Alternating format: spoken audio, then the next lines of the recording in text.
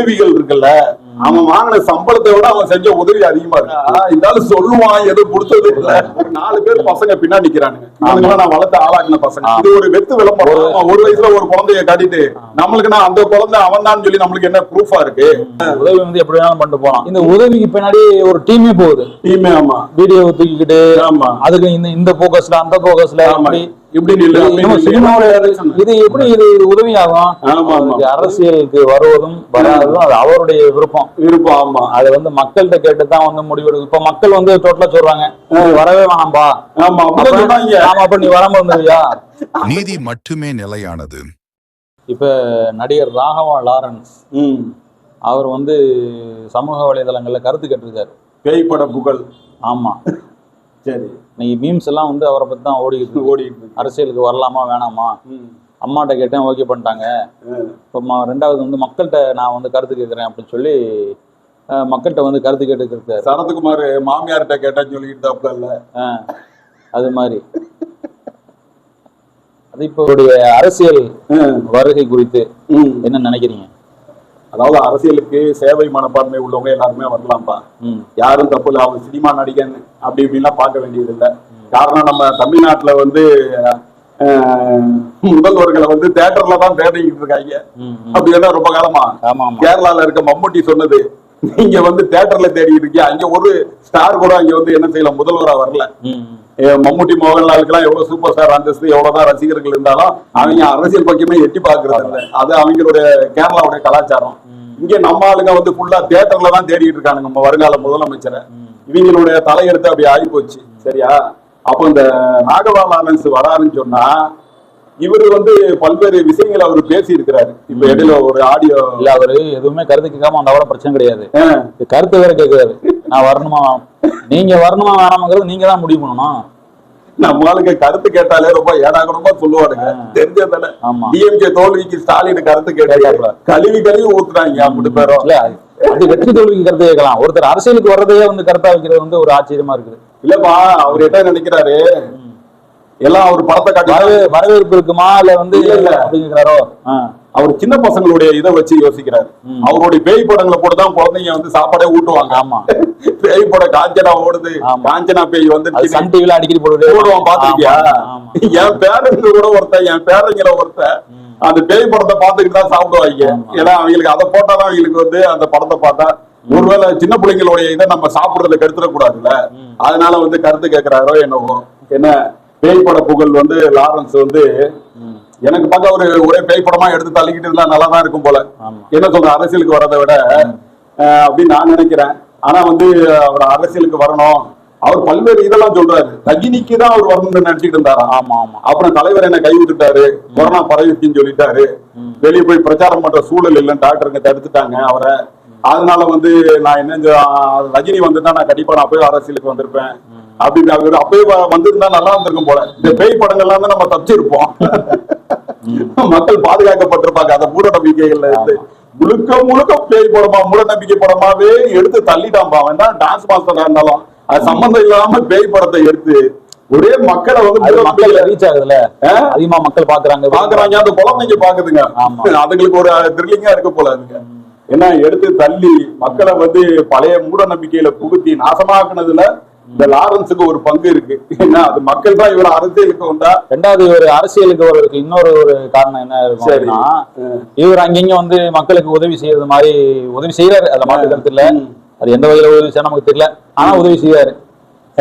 அந்த ஒரு பேக்ரவுண்ட் வச்சுட்டு கூட கருத்து கேட்கலாம். எப்ப எந்த பிரச்சனையா இருந்தாலும் முன்னாடி வந்து நின்று இதுக்கு 10 கோடி இதுக்கு 20 கோடி நான் 100 குழந்தைகளை தத்தெடுத்துக்கிறேன் அப்படின்னு முதல்ல வந்து சொல்லுவாப்புல தெரியுமா. அதுல வந்து இந்த ஆள் வந்து அவ்வளவும் செஞ்சிருந்தா இவன் வந்து வாங்குற சம்பளத்துக்கு பெரிய சூப்பர் ஸ்டார் எல்லாம் கிடையாதுல்ல. விஜய் மாதிரி நான் 200 கோடியா வாங்கிட்டாப்ல, ஒரு 30-40 கோடி வாங்கிட்டா பெரிய விஷயம் அப்படிதானே. அவன் வந்து செஞ்ச உதவிகள் இருக்குல்ல, அது எல்லாத்தையும் நீ எடுத்து லிஸ்ட் போட்டு பார்த்து வருமானத்துக்கு மேல போயிருக்கும். சம்பளத்தெல்லாம் கணக்கு பண்ணி அவன் செலவுலாம் இருக்குல்ல. ஒரு நடிகன்னா அவனுக்கு எவ்வளவு செலவு இருக்கும், அவன் பாடிக்குன்னே அவன் பயங்கர செலவு பண்ணுவான். ஏன்னா அந்த செலவெல்லாம் கணக்கு பண்ணா அவன் வாங்கின சம்பளத்தை விட அவன் செஞ்ச உதவி அதிகமா இருக்கு. இவன் கொடுத்த அந்த வாய் ஜபுர்னு சொல்லுவாங்கல்ல, அது வந்து ரொம்ப அதிகம் லாரன்ஸ். ஏன்னா சில பேர் என்ன சொல்றாங்கடா, இருந்தாலும் சொல்லுவான் எதுவும் கொடுத்தது இல்லை. பழைய ஆளு இந்த ராஜன் ஒரு கிழவன் போய் தற்கொலை பண்ணிக்கிட்டான் தெரியுமா? ஆமா, இங்க அடையாறுல அடையாறு, ஆமா. 85 வயசுல போய் ஒருத்தன் தற்கொலை பண்ணிக்குவானாயா? அவன் சொன்ன ஆள் தான், அந்த ஆள் சொன்னதுதான். சரி சரி. இவங்க எல்லாம் சொல்றது ஆனா 10 நிமிஷம் கூட வந்தது இல்ல. அப்படி இப்ப கூட வந்து என்ன செஞ்சாருன்னா, இந்த பேட்டி கொடுக்கும் போது கூட ஒரு 4 பேர் பசங்க பின்னாடி நிக்கிறானுங்க. இவங்க நான் வளர்த்து ஆளாக்குன பசங்க. இது ஒரு வெத்து விளம்பரம். ஒரு வயசுல வந்தாப்ல. ஆமா, ஒரு வயசுல ஒரு குழந்தைய காட்டிட்டு நம்மளுக்கு நான் அந்த குழந்தை அவன் தான் சொல்லி நம்மளுக்கு என்ன ப்ரூஃபா இருக்கு? அந்த குழந்தைய அப்ப காட்டிட்டு இப்போ ஏதாவது ஒரு ரசிகருடைய குழந்தையா கூட இருக்கும், பேர் வைங்கன்னு கூட கொடுத்திருப்பானுங்க. என்ன சொல்ற? அந்த குழந்தைய வச்சுக்கிட்டு இப்ப இவன் அவன் தான் இவன் சொல்லி சொன்னா அது என்ன நம்புற மாதிரியா இருக்கு? சரி, ஏதோ நல்லது செஞ்சிருக்கேன்னு சொல்றாங்க. இல்லாம இருக்கலாம். அது இல்லப்பா, இவங்க என்னன்னா கிள்ளி கொடுத்துட்டு அள்ளி கொடுத்தேன்னு சொல்லி வெளியே சொல்றது. ஆமா, புரியுதா? அதெல்லாம் வந்து இப்ப எம்ஜிஆர் உதவியை பொறுத்த வரைக்கும் உதவி வந்து எப்படி வேணாலும் பண்ணிட்டு போலாம். ஒருத்தருக்கு உதவி செய்யணும்னா ஆமா, இந்த உதவிக்கு பின்னாடி ஒரு டீமே போகுது. டீமே, ஆமா, வீடியோ தூக்கிக்கிட்டு அதுக்கு இந்த போக்கஸ்ல அந்த போக்கஸ்ல இப்படி இது எப்படி இது உதவி ஆகும்? ஆமா ஆமா, உதவியா 2 பேர் இருக்குல்ல, ஒண்ணு மறைமுகமா கொடுக்கறது இறைவனுடைய திருப்தியினாலே உதவி செஞ்சா நமக்கு மனசு திருப்தியா இருக்கு அப்படின்னு. இன்னொன்னு வந்து மக்களுக்கு காட்டுறதுக்காண்டி விளம்பரத்துக்காக. அப்ப இவர் செய்யக்கூடிய பல்வேறு உதவிகள் வந்து எப்படி இருக்குன்னா விளம்பரத்துக்காகங்கிற மாதிரி இருக்கு. அவருடைய வீடியோக்களை வச்சு நம்ம வந்து கேபிஒய் பாலா அந்த பையன் கூட இந்த மாதிரி ஒரே உதவி செய்யறதுன்னு சொல்லி ஒரே அலப்புறாங்க. இந்த மாதிரி ரோட்ல சும்மா போயிட்டு இருப்பான், யாராவது ஒரு கிளவி தள்ளாடி போனா அதை புடிச்சு 10,000 ரூபாய் கொடுப்போம். இதெல்லாம் பார்க்கும்போது நம்மளும் பல பேருக்கு நம்ம உதவி செய்யறோம், நம்மளும் இந்த மாதிரி வீடியோ எடுக்கலாமா, நமக்கும் ஒரு ஆசை வருது. எடுத்துறாங்க. ஆமா, ஒரு நேரத்துல வந்து சரி அது தப்பு, ஏன்னா உதவி செய்யப்படக்கூடியவர் இருக்காங்கல்ல, அவங்களுடைய மானம் அதுல அடங்கியிருக்குல்ல, அதெல்லாம் வச்சுக்கிட்டு நம்ம அதை விட்டுறது. இதுல பெரிய காமெடி என்னன்னா, இந்த கேபிஒய் பாலெல்லாம் இந்த மாதிரி ஒரு விளம்பர பிரியனா அந்த மாதிரி செஞ்சுக்கிட்டு இருந்தான். இந்த ஆம்புலன்ஸ் எல்லாம் வாங்கி கூட அந்த பையன் கொடுத்துட்டு இருந்தான். அந்த நம்பர் எல்லாம் பாத்துக்கிட்டு இவங்க நோண்டி நொங்க எடுப்பானுங்க நம்ம ஆளுங்க. அந்த நம்பரை பாத்துக்கிட்டு இது பண்ணா 30 வருஷத்துக்கு முன்ன உள்ள பழைய வண்டியா அது. இப்ப அது வந்து ஓடுற கண்டிஷன்ல இல்ல, அது டைம் முடிஞ்சு போச்சு. அந்த வண்டியை வாங்கி கொடுத்துருக்கான். எவ்வளவுக்கு வாங்கி கொடுத்துறான்? ஒரு ஆம்புலன்ஸ் வாங்கினா எவ்வளவுப்பா செலவாகும் எனக்கு தெரியல. பெரிய வண்டி வாங்குறதா ஒரு 5 லட்சம் 5 லட்சம் 10 லட்சம் வரும்ல. அந்த உள்ள ஸ்பெஷாலிட்டிஸ் எல்லாம் ஒரு 40,000 50,000 தான் வாங்கியிருப்பான் போல. அதை வாங்கி மேல கீழே பெயிண்ட் அடிச்சு இந்த பழைய வண்டி விற்பாங்கல்ல, அதை வாங்கி என்ன செஞ்சிருக்கான், ஆம்புலன்ஸே அன்பளிப்பா பண்றேன்னு சொல்லிட்டு பழைய வண்டியை வாங்கி கொடுத்துருக்கான். அதோட ரிஜிஸ்ட்ரேஷன் நம்பரை தட்டி பார்த்தா தெரிஞ்சிடும்ல எப்போ வந்து அந்த வண்டி வாங்கப்பட்டது, எந்தெந்த கை மாறி இருக்கு, எல்லா டீடைல்ஸ் வந்துடும்ல இந்த காலத்துல. அதெல்லாம் எடுத்து போட்டு அந்த பையனை வந்து கிழிச்சாங்க. ஆக தர்மம் செய்யறவங்க பெரும்பாலும் அவங்க வெளியே சொல்லவே மாட்டாங்க, காட்டிக்கவே மாட்டாங்க. இப்ப எம்ஜிஆர் எல்லாம் எவ்வளவு தர்மம் செஞ்சாரு, அவர் வெளியே அவர் சொன்னது கிடையாது. அவர் இறந்த பிறகு இப்பதான் எல்லாரும் சொல்லிட்டு இருக்காங்க. இப்பதான் வந்து மீடியாக்களே இருக்கு. இப்பதான் வந்து ஆமாங்க அவர் இது எனக்கு கல்யாணத்துக்கு நான் பத்திரிக்கை வச்சேன், இதை கொடுத்தாரு அதை கொடுத்தாரு, எனக்கு கடையை வச்சு கொடுத்தாரு, அது இதுன்னு சொல்லிட்டு இப்பதான் மக்கள் சொல்றாங்க. அந்த மாதிரி சொல்லக்கூடிய இது வேற. அவரு ஆனா அது வந்து பெருசா ஒரு விளம்பரம் பண்ணிக்கிட்டுலாம் இல்லை. ஆனா இவங்க எல்லாம் பார்த்தா இந்த லாரன்ஸும் கேபிஒய் பாலாவும் நம்ம பார்த்த வரைக்கும் இவங்க செய்யற உதவிக்கு அந்த ஒரு அமௌண்ட் இருக்குல்ல, 10 லட்சம் ரூபாய் உதவின்னு வச்சுக்கேன், அது 1 கோடி ரூபாய் விளம்பரம் பண்ணா எவ்வளவு என்ன கிடைக்குமோ அதை இவங்க சம்பாதிச்சுக்கிறாங்கப்பா. எல்லாம் ஒரு திட்டமிட்டே ஒரு இது பண்ணியே செய்யறாங்க. இப்ப இந்த அரசியலுக்கு வரணும் இவன் சொல்றான் பாத்தியா, யாரே லாரன்ஸ் சொல்றது, இது எல்லாம் முன்னாடி செஞ்ச உதவிகள் அதுக்காண்டி செஞ்சதுதான். புரியுதா? அந்த உதவி செஞ்சதா வந்து ஒரு பெரிய ஒரு சீன் கிரியேட் பண்றாங்கல்ல, அந்த அந்த இது செஞ்சதுக்கு இந்த அரசியல் வரணுன்ற நோக்கத்துக்கு அவங்க முன்கூட்டியே செட் பண்ணி எல்லாமே செஞ்சுட்டு வராங்க. இப்ப வந்து அவரும் விஜய் கட்சியில் தான் சேர போறாங்க. திருச்சி கிழக்கு தொகுதியில போட்டியிட போறதா வந்து சொல்லியிருக்காரு. அது எந்த அளவுக்கு என்னன்னு தெரியல. மக்கள் வந்து இவரை ஜெயிச்சு எம்எல்ஏ ஆக்குறாங்களா வந்து பல பேர் வந்துட்டாங்க. இப்ப திரிசா, சகாயம் ஐஏஎஸ், லாரன்ஸ், இன்னும் எத்தனை பேர் வர போறாங்கன்னு தெரியல போட்டி போடுறது. ஆமா, அது வேற ஒரு பக்கம். இவங்களும் வேற வெயிட்டிங்ல இருக்காங்கன்னு சொல்லிட்டு அது வேற ஒரு பக்கம் ஓடிக்கிட்டு இருக்கு. அதனால வந்து இவரை வந்து திருப்பி மக்கள் அப்படியே நின்றா கூட எம்எல்ஏ ஆக்குறாங்களா, இல்ல பழையபடி நீ போய் பேய் படத்தை எடுப்பா அப்படின்னு அனுப்பி விட்டுறாங்களா என்னன்னு தெரியல. ஆனா இவங்க வந்து ஒரு விளம்பர பிரியர்கள்ன்றது மாத்திரம் அது மட்டும் நல்லா தெளிவா தெரியுது. செய்யற உதவி வந்து காசா இருந்தாலும் 4 நாக்கு உதவி செஞ்சு 1 ரூபாய்க்கு விளம்பரம் செய்யறாங்க. புரியுதா? அது மட்டும் தெளிவு. ஏன்னா நிறைய இது வந்து அந்த சொல்லிட்டு நிறைய இதுல தரலன்னே சொல்றாங்க, அறிவிச்சிருப்பா ஒரு கூட்டத்துல. சமீபத்துல கூட அவருடைய வெப்சைட் இருக்குல்ல, லாரன்ஸ் சேரிட்டபிள் ட்ரஸ்ட் அப்படிங்கிற பேர்ல சர்ச் பண்ணா இணையதளத்துல அந்த மாதிரி ஒரு வெப்சைட் இல்ல, ஏதோ ஒண்ணு ஓபன் ஆனிச்சான். அந்த கூட வந்து இந்த 2005லயோ 2015 வரைக்கும் தான் அந்த இதுவே ஆக்டிவா இருந்திருக்கு போல இருந்திருக்கு. இப்ப சமீபத்துல வந்து அது ஒரு மையத்தை தான் இருக்கு, அது எந்த விதமான ஒரு ஆக்டிவும் இல்லாம இருக்கு அப்படிங்கிற மாதிரி. நானும் அந்த செய்தி கேள்விப்பட்டோம். அப்ப அந்த மாதிரிலாம் வந்து ஒரு பக்கம் பாத்துக்கிட்டு இருக்காங்க. மாற்றம் கூட ஒண்ணு காமிச்சார்ல, அது கூட எந்த விதமான ஆதாரப்பூர்வமான ஒரு வெப்சைட், அது மூலமா இங்க உதவி செய்யாரு அந்த மாதிரியான ஆதாரப்பூர்வமான எந்த ஒரு இதுவுமே இல்ல அப்படிங்கறத வந்து சமூக வலைதளங்கள்ல வந்து நம்ம பார்த்தோம். இப்போ உதவிகள்லாம் நல்லா பார்த்தா இவரு சூர்யா சிவகுமார் ஃபேமிலி இருக்குல்ல, அவங்க கல்விக்காண்டி உதவி செய்யறாங்க. அதெல்லாம் பெரிய அளவுக்கு வெளியே வரல. ஆனா வந்து அது உருப்படியான உதவி. இன்னும் சொல்ல போனா அஜித் குமார் இருக்காப்ல, ஆமா, இவர் உதவி செய்வாரு, இது யாருக்குமே தெரியாது. பல பேருக்கு வந்து அஜித் குமார் வந்து அவங்களுடைய வாழ்வாதாரத்தை இன்னைக்கும் வந்து பல பேருக்கு செஞ்சு இருக்கிறாரு. மாசம் அவங்களோட அக்கௌண்ட்ல போறாரு. பெரிய அளவுக்கு விளம்பரத்துல பல மக்களுக்கு அது தெரியவும் இல்ல. அதை வாங்கினவன் சொன்னாதான் மக்களுக்கு தெரியும். அந்த மாதிரி ரொம்ப பேர் அப்படிதான் செய்வாங்க, வெளியே தெரியாம ரகசியமா தான் செய்வாங்க. ஏன்னா இதுல வந்து வெளியே ஓப்பனா செய்யும் பொழுது தொல்லைகளும் ஜாஸ்தி. இப்போ லாரன்ஸ் இதை செஞ்சாரு அதை செஞ்சாரு, அவர் சொல்ற கணக்கு பார்த்தா அவர் இன்னைக்கு ஓட்டாண்டியா போயிருப்பார். அவர் வாங்கின சம்பளத்துக்கு மேல ஒரு உதவி செஞ்சதா காட்டுறாரு. அப்போ வந்து இதெல்லாம் வந்து ஒரு டிராமாக்கு தான் இவர் செய்யறாருன்றது தெளிவாகுது. அதோடைய சிந்தனையோட இதுதான் இந்த தேர்தலில் நான் நிக்க போறேன்னு அவர் சொல்றதை பார்க்கும்பொழுது, ஓ இதுக்காண்டிதான் எல்லாம் நடந்திருக்கு, அந்த டிராமாலாம் நடத்தி வந்திருக்காரா என்ன. அவர் வந்து பண்ணிக்கிட்டு இருக்கும் போதே இந்த நல்லா கவனிச்சு பார்த்தா தெரியும் உனக்கு, இந்த ரஜினி அரசியலுக்கு வரேன்னு சொல்லி இது பண்ணிக்கிட்டாப்புல, சிஸ்டம் சரியில்லைன்னு சொல்லிக்கிட்டாப்புல தெரியல. அந்த நேரத்துல அவன் அதிகமா உதவி செஞ்சதா சீன் பரப்பிக்கிட்டு இருந்தா ஞாபகம் இருக்கா? ஞாபகம் இருக்கா உனக்கு? அதுக்கப்புறம் தான் கொஞ்சம் டல் ஆயிடுச்சு. ரஜினி எப்ப நான் அரசியலுக்கு வரலன்னு இது பண்ணாரோ அதோட இவங்க எல்லாம் வாயெல்லாம் பொத்திட்டாங்க, புரியுதா? அதுக்கப்புறம் உதவி செஞ்ச மாதிரியே தெரியல. இல்லாட்டி எந்த நிகழ்ச்சியா இருந்தாலும் இதுக்கு நான் 5 கோடி தரேன் 10 கோடி தரேன், 100 குழந்தைங்களை தத்தெடுத்து படிக்க, 100 குழந்தைய 10 குழந்தைய தத்தெடுத்து படிக்க வைக்கிறது சாதாரண காரியமா? அதெல்லாம் ஆவற காரியம் இல்ல. எவனும் வந்து செக் பண்ணி பார்த்துட்டு இருக்க போறான். இவங்க செய்யறது எல்லாமே யாரும் போய் அதை கண்காணிக்க முடியாது. 100 குழந்தைய நான் தத்தெடுத்து வச்சிருக்கேன், அவங்களை படிக்க வைக்கிறேன் அப்படி இருக்கலாம். அவரு தனியா வந்து அவர் என்ன சொல்றது, அந்த பாதிக்கப்பட்ட குழந்தைகளை வச்சு அது பண்ணிருக்காருப்பா, அவர் வீட்டுல வச்சு வளர்க்கிறாரு, அந்த பசங்களை காட்டுறாரு. சரி, அது வரைக்கும் இருக்கும். நான் வந்து ஃபுல்லாவே அவர் எதுவுமே செய்யலன்னு மறக்கல. ஆனா அவர் செஞ்ச இதுக்கு வேலை அவர் செஞ்ச விளம்பரங்கள் அதிகம். அதுதான் நம்ம சொல்ல வரோம். நீ உதவி செய்யறனா விளம்பரத்தை வந்து நீ அதுக்கு மேல கொடுத்திருக்கிற.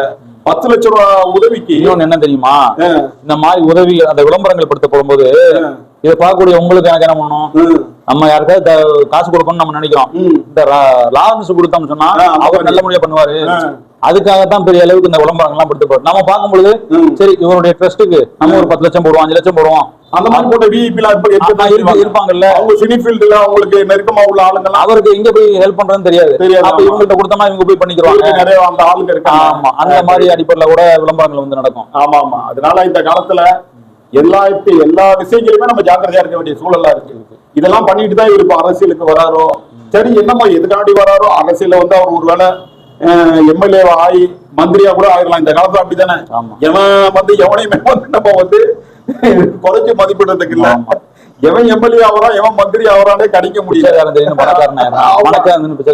ஆமா, ஏன்னா அந்த மாதிரி ஆயிடுவாரு போல. அதனால வந்து அப்படி ஒரு இடம் நல்லா அவர் வந்து வந்தாலும் மக்களுக்கு ஒழுங்கான சேவைகள் செய்யணும். நம்ம அதுதான் சொல்றோம். உங்களுடைய பின் வாழ்க்கை எப்படி இருந்துச்சோ அது தெரியாது. அரசியலுக்கு வந்த பிறகு மக்கள் சேவையில ஒண்ணு அரசியலுக்கு வந்ததுக்கு பிறகு கொஞ்சம் நஞ்சு இருக்கக்கூடிய அந்த நற்பெயர் கூட டோட்டலா வலிச்சு எரிய போடும். ஆமா, அது ஒண்ணு இருக்கு. எல்லாத்தையும் பார்த்து அதாவது அவனுடைய பின்புலம் என்ன ஏதுன்னு சொல்லிட்டு இன்னும் நோண்டுவாங்க. இதுல இன்னொன்னு நோண்டி எடுத்து போட்டாங்க இடையில. அந்த ஒரு நடிகை எல்லா மேலயும் குற்றச்சாட்டு சொல்லிக்கிட்டு இருப்பாள்ல, விசால அனகொண்டான்னு சொன்னால, சரி அவ சொன்னால அந்த லிஸ்ட், அதுல வந்து லாரன்ஸ் பேரும் இருக்கு. அதை நேற்று எடுத்து போட்டு வந்தாங்க, இந்த லிஸ்ட் எல்லாம் உங்க பேரு இருக்கு அப்படின்னு சொல்லிட்டு. இந்த மாதிரி இன்னும் எல்லாத்தையும் நோண்டுவாங்க. இன்னும் அந்த புதவை புலி எவ்வளவு தூரம் ஒரு 100 அடியாவது நோண்டி எல்லாத்தையும் எடுப்பாங்க. அப்ப இவர் அரசியலுக்கு வந்து இந்த கேள்விகளுக்கு பதில் சொல்றதே காலம் கடந்து போயிடும். ஆமா, அதெல்லாம் தாண்டி தான் ஜெயிக்கணும். அரசியலுக்கு வரேன்னு சொன்னாலே இந்த ஆப்போசிட் பண்ணி சும்மா விடாது, எல்லாத்தையும் நோண்டி உனக்கு இதெல்லாம் இவெல்லாம் இதை சொன்னா இதுக்கெல்லாம் என்ன பதில், அதுக்கு பதில் சொல்லும் போதெல்லாம் சொல்லி நிப்பானுங்க. அரசியலுக்கு வர்றதே ஒரு அக்னி பிரவேசம் மாதிரிதான். அப்படித்தானே, நம்ம வறுத்து எடுத்துருவாங்க. அதுக்கெல்லாம் தாக்கு பிடிச்சாதான் வர முடியும். ரஜினியே ஓட்டுனதுக்கு என்ன காரணம்? ஒண்ணு கொரோனா காரணம், இன்னொன்னு வந்து ரொம்ப இவங்க பாடா படுத்தி எடுத்துருவாங்க, தாக்க முடியாது. ரொம்ப ஒரு யோசிச்சிருக்காரு. ஆமா, இல்ல யோசிச்சு வரணும்னு கடைசியில வராமலே போயிட்டாரு. வராம போயிட்டாதான் இதுதான் கொஞ்சம் நஞ்ச நல்ல பேரும் கெடுத்துருவானுங்க. சின்ன சின்ன விஷயங்கள்லாம் பெருசா ஊதி காட்டுவானுங்க. நீ செஞ்ச நீ ஒண்ணுமே தவறு இல்லை நீ நினைச்சிருப்ப, அது பெருசா காட்டுவான். அதனால நீ அரசியலுக்கு வந்தாலே உன்னை கொத்து பரோட்டா போட்டுருவானுங்க. அதோட நீ ஓடிடுன்னு சொல்லிட்டு அவங்க நெருக்கமான ஆளுங்களை விட்டே சொல்ல விட்டுருவேன். அண்ணாமலை அந்த அண்ணாத்தன்னு ஒரு படம் வச்சுல, அது யாரு எடுத்தது? சன் பிக்சர் கலாநிதி எடுத்தாரு. அவரு என்ன பண்றாரு, அவருக்கு இருக்கு ரொம்ப நெருங்கின தொடர்பு. சன் பிக்சர் தான் தொடர்ந்து படங்களையும் எடுத்துக்கிட்டு இருக்கு, அவங்க கிட்டதான் காசு இருக்கு. அவங்க கூப்பிட்டு என்ன செஞ்சுட்டாங்க, அழகா வந்து ரஜினிக்கு ரொம்ப வெல் ரிசர்வ் மாதிரி நல்ல புத்திமதி சொல்றேன். நான் ஏதாவது உனக்கு புத்திமதி சொல்ல நீ கேட்பியா இல்லையா? அண்ணன் நம்பர் தெரிஞ்சவங்க ரொம்ப காலம் நீ நான் பழகிட்டு இருக்கோம் அப்படிதானே. அப்ப நான் சொன்னா நீ கேட்பியா இல்லையா? அந்த மாதிரி ஆள் வந்து கலாநிதி வந்து ரஜினிக்கு அழகா கூட்டிட்டு போய் கொரோனா வேற காரணமா சொல்லி, நீங்க உங்களுக்கு உயிரே போயிடும், போய் பிரச்சாரம் பண்ணீங்கன்னா போட்டீங்கன்னா உங்களுக்கு இப்படி ஆயிரும் அப்படி ஆயிரும் சொல்லி என்ன செஞ்சாங்க, ரஜினியை வந்து அப்படியே ஈர சாக்க போட்டு போலியை போட்டு மூடுவாங்கல்ல, அந்த மாதிரி மூடிட்டாங்க. அதை இப்ப அவர் புலம்புறாரு, நான் வந்திருந்தேன்னா விஜய் மாதிரி வந்திருப்பேன், ஆட்சியை பிடிச்சிருப்பேன் அப்படின்ற மாதிரி ரஜினி இப்ப பேட்டி கொடுக்குறாரு. கன்ஃபார்ம் முதலமைச்சர் ஆயிருப்பேன் அப்படின்னா, ஆனா ஆயிருக்க வாய்ப்பு கிடையாது. விஜய்க்கு இருந்த செல்வாக்கு ரஜினி கிடையாது. ரஜினிக்கு வந்து அந்த சினிமால அந்த இது இருந்தது, அந்த வயசான ஆளுங்க தான் அவருக்கு ரசிகர்கள். யாரு பிரஷர் சுகர் பாத்திரம் போட்டுக்கிட்டு போய் படத்தை பாக்குற சொட்ட தலைவர்கள் தான் ஒரு 60 வயசுக்கு மேல உள்ள வந்து ரஜினிக்கு வந்து ரசிகர்கள் இருக்கத்தான் செய்யறாங்க, இளைஞர்கள் இருக்கத்தான் செய்யறாங்க. இருக்காங்கப்பா, விஜய் அளவுக்கு அந்த இளைஞர் பட்டாளம் இருக்கா? அதுதான் கேள்வி. இவனத்தை கவனிச்சிங்களா? ரஜினி இன்ன வரைக்கும் ஹீரோ தான் நடிச்சிருக்காரு, கவனிச்சிங்களா? ஆமாமா, சைடு கேரக்டரோ இல்ல விஜய் ஹீரோ தான் நடிச்சாப்ல. விஜய் எது சைடு கேரக்டர்லாம் அடிக்கல. ரஜினிக்கு வந்து என்ன வயசு, 78-80 வயசு ஆக போகுது. ஆமா, அப்போ சினிமாவுல ஒரு நுழைஞ்சு எத்தனை வருஷம் ஆகுது? ஆமா ஆமா. இன்னைக்கும் அவர் வந்து அந்த அதான் பார்த்து அந்த படங்களை பாக்குற ஹீரோவா பாக்குற அந்த ரசிகர்களை தான் சொல்லணும். 78 வயசு காரணம் வந்து நீ ஹீரோவா பாத்துட்டு இருக்கிறான், அவன் இப்படி அடிச்சா 10 பேர் விழுவுறான். இதெல்லாம் எப்படிதான் தாங்கிக்கிட்டு படத்தை பாக்குறீங்க? 2 கிட்டியும் போனவன வந்து எப்படி நீங்க தலையை தூக்கி வச்சு ஆடுறீங்கன்னு சொல்லி அந்த ரசிகர்கள் தான் நம்ம கேட்கணும். புரியுதா? அவங்க மேல உள்ள மிஸ்டேக் இது, ரஜினி மேல உள்ள மிஸ்டேக் கிடையாது. சரியா? பொதுவாகவே எல்லாருக்கும் உள்ள கான்பிடன்ஸ். இப்ப சீமான் நினைக்கலையா நான் தான் முதலமைச்சர் ஆக போறேன், சரத்குமார் நினைக்கலையா? எல்லா தலைவர்களுமே அதை நினைக்கிறதா. சரத்குமார் நினைக்கல, அவங்க மாமியார் நினைச்சா அதான் வச்சு ஓட்டுட்டு. சரத்குமார் காமெடி தான் இல்ல பெரிய காமெடி. என் மாமியார் வந்து நான் முதலமைச்சரா நான் ஆவேன்னு சொல்லி கனவு கண்டுச்சு அப்படின்னு ஓபன் ஸ்டேட்மெண்ட் கொடுத்து அம்பிட்டு பேரும் கழுவி ஊத்துட்டாங்க. சும்மா இவங்க ஒரு வார்த்தை விட்டாலே விட மாட்டாங்க.